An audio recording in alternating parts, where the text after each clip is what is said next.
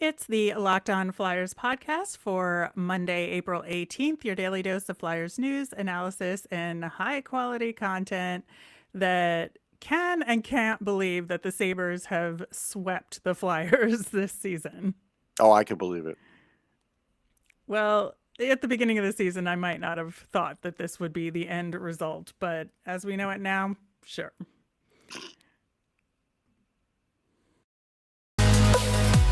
Your Locked On Flyers, your daily podcast on the Philadelphia Flyers. Part of the Locked On Podcast Network. Your team every day.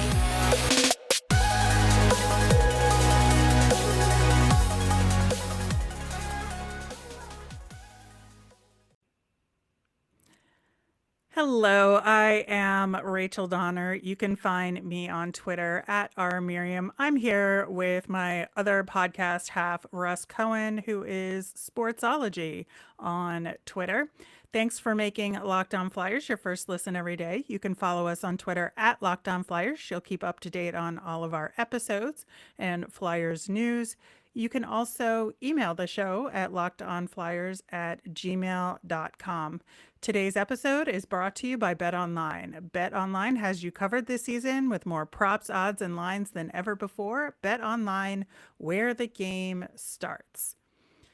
All right, so today we are going to talk about the Sixers. No, sorry.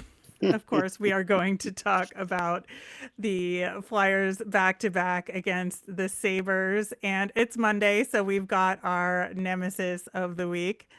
Locked On Flyers is free and available on Apple Podcasts, Spotify, Odyssey, wherever you are listening. So subscribe and you'll get all of our episodes here on the Locked On Podcast Network. All right, Russ. So this was kind of a brutal weekend of games. And I think that for me, the biggest aspect of it that was disappointing was just, I think, the lack of ability to maintain a certain level of energy throughout the games and to respond to either their own momentum shift, like could not continue to capitalize when they scored goals, but then at the same time, they couldn't shift momentum very well, especially on Sunday. Yeah, no question. They really, this team doesn't know how to ride the ebbs and flows. They they know when they score, they're happy that they scored. They get that little bit of fired upness. I just made that up as a word because it's that part of the day. But they just they'll ride that for a little while, but they can't sustain it. And it's really kind of maddening that there's no rhyme or reason to it. They could be 1 goal up, 2 goals up, and then it could all fail. Yeah, it's, really disappointing sometimes when you see that. And I don't know whether that's a coaching thing with them or it's we're just trying to ride this season out thing. But to me, it just feels like it's something that you could learn to do. And if you don't already know how to do it, what are you doing in sports? I mean, it's that level of disappointment, right? Yeah, it's weird because it's kind of like I guess this is like this sleepwalking effect that some players Yeah. have. They don't do it on purpose. They certainly get fired up in the locker room. They want to win, but it's kind of like I don't know. It's kind of like the Wile E. Coyote effect, where something happens in the game. It feels like the anvil fell on them, and then that's it for the rest of the game. You're never going to get that same crispness or good look the rest of the game, and it's hard for fans. I feel bad that on Sunday it was the quietest I had ever heard the arena. You heard fans. You actually heard them in the press box. Wow.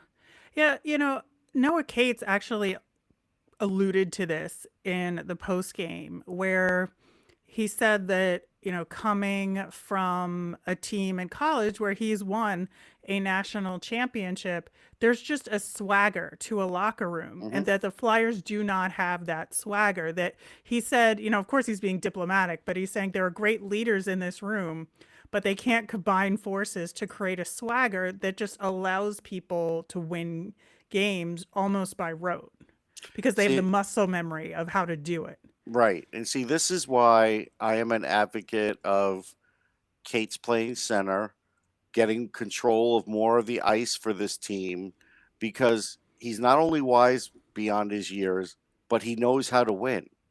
There's too many guys on this team that don't know how to win anymore. And this kid does. And that's a big thing. And the fact that they're not letting him play center is just mind-boggling to me, because you see he has an effect on every game. At He least does.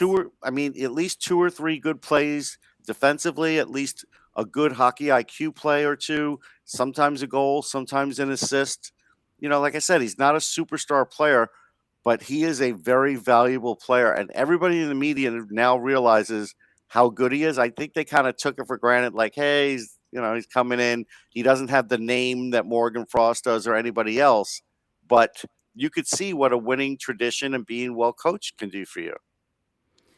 Yeah, and he had his first multiple point game on Sunday that, Hmm. despite all the problems the Flyers were having, he got a goal and an assist in the game and created opportunities. I think his play away from the puck is getting better Hmm. with each game that passes, and he's just really getting a sense of the flow. And I think eventually he could just, maybe he's not the guy that takes complete control of a game, but he's the No, guy that you put out there when you need to have a complementary piece to make something happen. yeah, I mean, when he's on the ice and there's sort of like loose pucks in the neutral zone and other areas, he knows how to calm it down and get it to a safe place on the ice. Not everybody in this team does that anymore. And sometimes they just sort of chip it and kind of robotically just do that. So I really appreciate Noah Cates. Yeah, and I thought it was interesting that between the two games on Saturday and Sunday, they kept only one line consistent. And that was the Farabee Frost Bobby Brink line, which I think is a good thing in the sense that you want the younger guys playing together because, again, they are the future of this team. But at the same time, I kind of want to see Cates in the mix with those guys as well. I think you're right on that. And I think you should want to see that, because I think Brink, while he has some good shifts, he has he has bad shifts too. Like, he's one that Hmm. you could see the good and the bad, and that's okay. I mean, he's a young player, so I will never kill him for it. But if he had someone that also was a college player, that they kind of get how these guys played when they were both in college, I think that would be very complimentary. But I think you have thought of something that Mike Yo hasn't thought of, honestly. Well, it has to happen sometimes, I guess. The other thing I want to talk about as far as, player deployment is the difference in what they did with the D pairings between the two games because we saw for the first time and they kind of made a big deal of it that Egor Zamula was paired up with Ivan Provorov on Saturday and that, it was something Zamula was looking forward to doing from a career perspective. But then, on Sunday, they kind of switched it around again. So Provi was back with Sanheim, which is the default when Risto is unavailable, as he continues to be unavailable. And Zamula was with Connaughton, which I'm not sure, kind of helped or hurt, to be honest. I mean, Zamula had a rough game Sunday just because McEwen like took him out with his stick. Right. But I do think that we need to see more of Zamula with a high-powered defensive style like Provi plays versus what Connaughton plays. No, agreed, because that's how he's going to learn. I think for the most part he has looked good. His skating's been good. I think for every one bad decision you might find, he's going to make five or six good ones. He's good with the puck. He can pass it well. He skates well enough. I think there's something to that. And letting him play with Provorov was good because that's who he looks up to. Zamula looks up to Provorov. That's a big deal. And that could really accelerate him. Not to say he's going to play on the top pairing with him, he's not. But just to get a few games in that way wouldn't be a bad thing. And it's just, again, I don't know why Mike Yo is micromanaging this so that he had to change it up today, because you got the same result. So, Right. like, really, what's the difference? Exactly. And that was what my confusion was. Why don't you keep that consistent, that pairing consistent for 2 or 3 games? Right. I mean, now we're kind of running out of games in terms of having stretches where you can keep certain player combinations together to get data. Well, this is I the think he's problem mixing now. it up too much. He is, and this is ultimately the problem is as we are running out of games, there's still going to be more questions than answers here with what might work next season, pairings wise and line wise, especially line wise. Pairings wise, I think you have a little better of an idea. Line wise, I don't know. Yeah. Well, we're going to continue to talk about the weekend games coming up next. We're going to talk about goaltending a little bit as well as special teams because I think that was a huge part of what went wrong against Buffalo. I want to take a moment to talk to you about athletic greens. I started using athletic greens because I wanted better gut health, more energy, optimized immune system, and hated taking pills and vitamins. And I wanted a supplement that actually tastes great. With one delicious scoop of athletic greens, you're absorbing 75 high quality vitamins, minerals, whole food sourced superfoods, probiotics, and adaptogens to help you start your day right. This special blend of ingredients supports your gut health, your nervous system, your immune system, your energy, recovery, focus, and aging. All the things. It costs you less than $3 a day. You're investing in your health, and it's cheaper than your cold brew habit. It's lifestyle friendly, whether you eat keto, paleo, vegan, dairy free, or gluten free.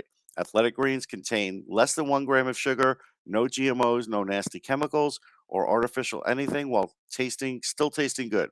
Athletic Greens supports better sleep quality and recovery. It supports better mental clarity and alertness. Right now, it's time to reclaim your health and arm your immune system with convenient daily nutrition, especially heading into the cold and flu season. It's just one scoop in a cup of water every day. That's it. No need for a million different pills and supplements to look out for your health. To make it easy, Athletic Greens is going to give you a free 1 year supply of immune supporting vitamin D and 5 free travel packs with your first purchase. All you have to do is visit athleticgreens.com/NHL network. Again, that is athleticgreens.com/NHL network to take ownership over your health and pick up the ultimate daily nutritional insurance. Thanks for making Locked On Flyers your first listen every day. For your next listen, check out the Locked On Now podcast. It's nightly recaps of every NHL game with analysis from all our local experts. It's free and available wherever you get your podcasts. So, Russ, we got to see Felix Sandstrom again in net on Sunday. And while I do not enjoy the reasoning why he was in net, being that Carter Hart is injured, I do appreciate the opportunity to see him in net at the NHL level. And I got to say, especially in the third period, I thought, he was making some really great saves and kind of kept the Flyers in this one.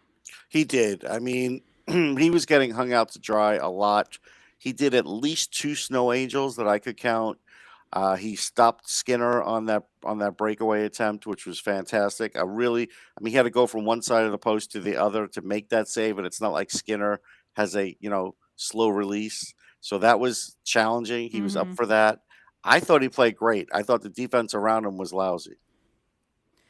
Yeah, I mean, that's really what it was. There was like a lack of coverage. I don't think there was, heads on swivels, as they say. Right. I think, what positioning could have been there if they were just looking to see where the other guys were at times. But I do think that Sandstrom is settling in a little bit better at the NHL level. And more and more, I'm glad that he'll be part of the conversation to compete for that backup job for next season. Yeah, me too. I think he should, and it's a shame. Like Sam Urson right now is still injured.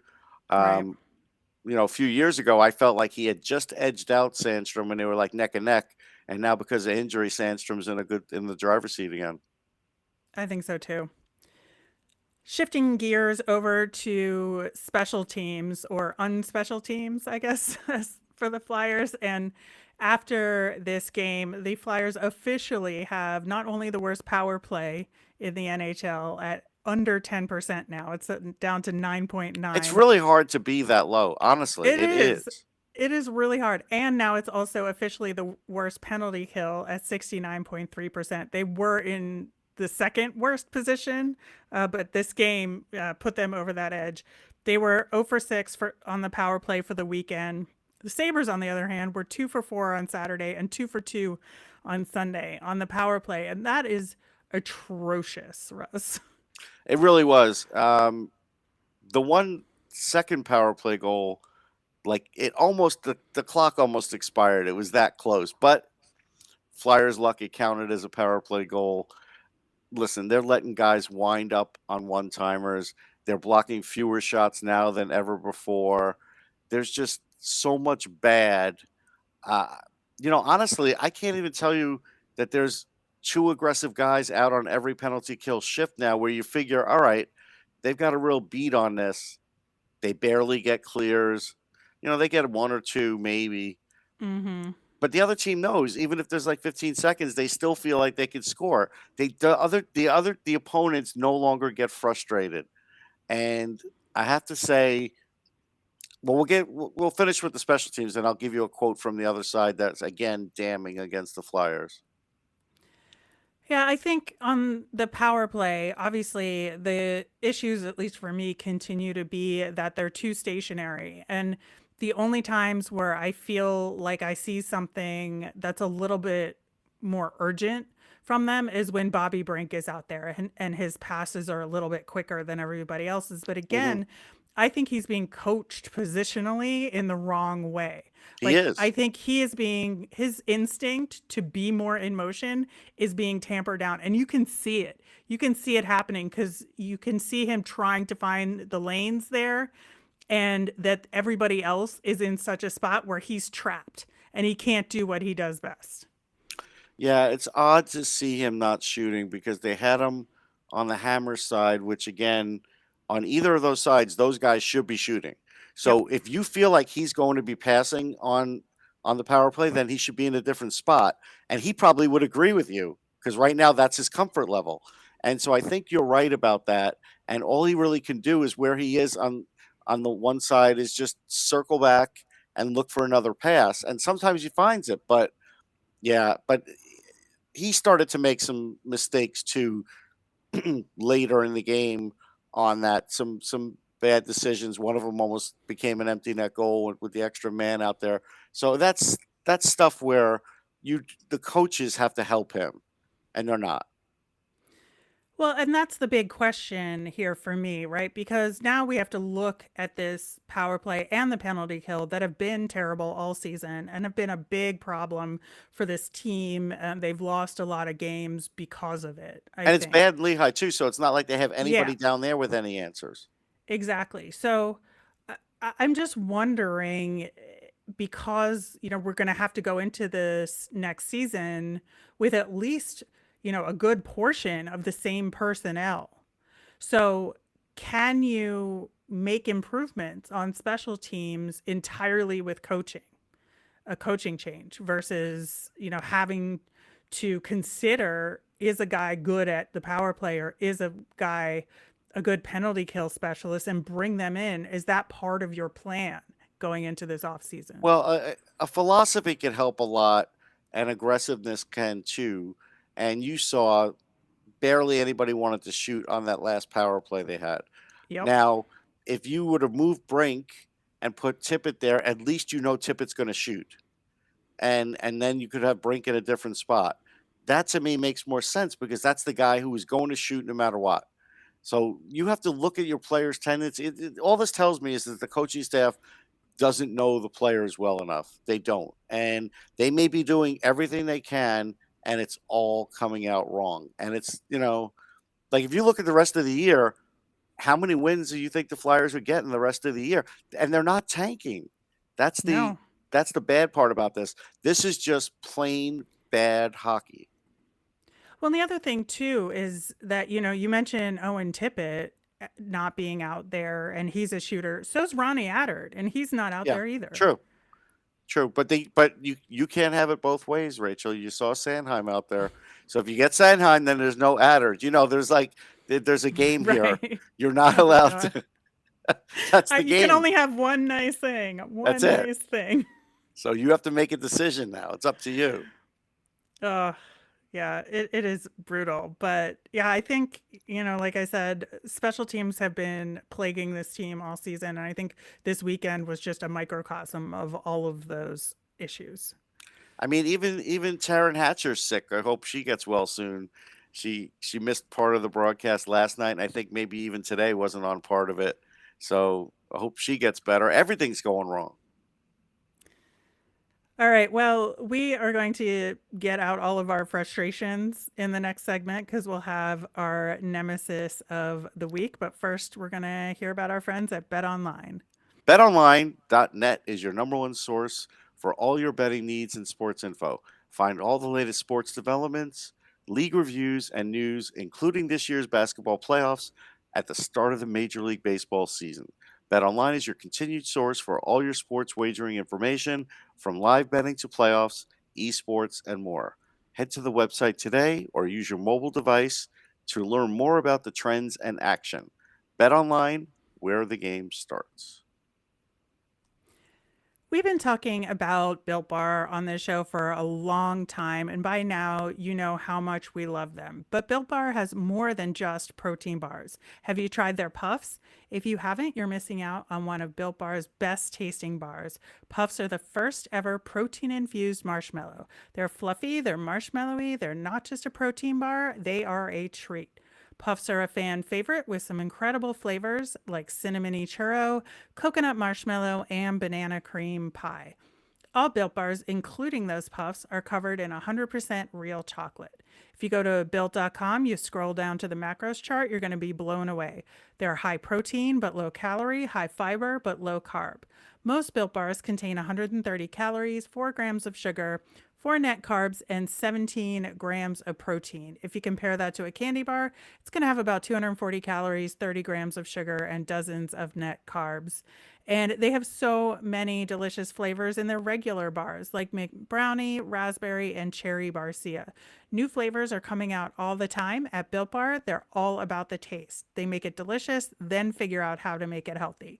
So go to Built.com, use the promo code LOCKED15. You'll get 15% off your order. That's promo code LOCKED15 for 15% off at Built.com. All right, before we get into our nemesis of the week, I just want to mention real quickly, it was so nice to see Shel Samuelson's son in the game for Buffalo at the Wells Fargo Center, just like having that Flyers connection, even though it was on the Sabres. Knowing that he grew up in the area and was around the Flyers all the time, I thought it was pretty cool to see him there. It was. Matthias, grew up in Voorhees. And yeah, he knows all the players, coaches, all the heroes, everything. I did have to ask him one of those questions about being at home, though, because it wasn't coming up. And then after I asked one, then another one came up. But he was thrilled. Like he always tries to tamp it down. I've gotten used to talking to him, so I kind of know how he acts. So yeah, this was a big game for him. He really enjoyed it. Yeah, I thought he played really well too. So He plays with Darlene too, and this could I turn into a know. pairing next year. That could be a Listen, thing. this is why last week we named the Buffalo Sabres as our nemesis of the week, because it absolutely came to fruition where we saw a lot of those, younger guys playing Yep. well, just like Matthias. And, there's a lot of potential for this team and a lot of young stars that maybe aren't at their peak yet, but you could see, 2 years down the line, the Yep. Sabres being a very competitive playoff team, which I think is good for the league overall. I think that's where they're heading. Anders Bork is another one who they had picked up, I think, for the Bruins.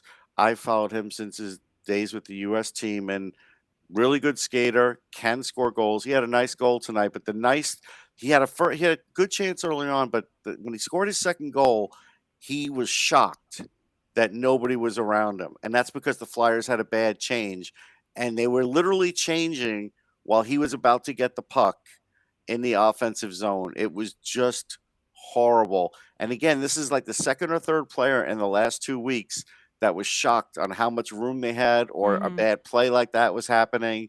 And this has become a theme now. And I don't know if you could just get rid of this in one off season. Like that's the weird part. This is like now getting baked in. It really is. Well, looking at our upcoming week and trying to pick a nemesis, we are facing the Leafs and the Habs this week. So I got to pick Canada as our But nemesis. we love Canada. We do love Canada as a country, but sometimes we Uh, do not enjoy their hockey teams, depending on who's playing who in what situations. And so I feel like Canadian hockey teams are our nemesis for this upcoming week. well, I'm going to go with pollen because the pollen count being so high is killing me this week. And it's it's rare that I have to check my phone and see what the pollen count is. But man, I have just been under siege for like the last 3 days. And a big shout out to Amy Irvin who gave me a Benadryl the other day. She brought it in for me. Otherwise, I would not have gotten through the game. It's just been bad, and this is why my voice goes from regular to froggy right now. So it is completely my nemesis. I understand the bees need it, but I don't need it. Yeah, it's been a rough week for a lot of people with allergies. So I absolutely get that. I'm going to completely go back on what I just said about Canada being our nemesis. They're our nemesis from an NHL perspective. But if you look at the junior hockey world and the Yeah. CHL, we are on the precipice of their playoff season. We're going to have a real Memorial Cup this year, which Yep. I'm super excited about it. And there's a ton of Flyers prospects that are all going to be in those playoffs. So even though the Flyers aren't in the playoffs, we can potentially see some future Flyers in the CHL playoffs. And one of those guys is Tyson Forster, who hmm had a really cool breakaway goal over the weekend. And that is our Flyers fun thing to end the show. Yeah, this is why I was happy that he got sent back because I figured it would elongate his season in the long run, and it is. And that's why I'm going to be sad when it doesn't happen for the guys for the Phantoms, but at least it's happening for some of Yeah. the other developing guys, and that's important. It is absolutely important, and especially with Forster missing a whole bunch of the season due to injury, Yes. for him to have additional playing time is absolutely key. So it was a good thing that they sent him back down to junior. But we will be talking about one of the teams from our nemesis, the Toronto Maple Leafs, when we preview that matchup tomorrow.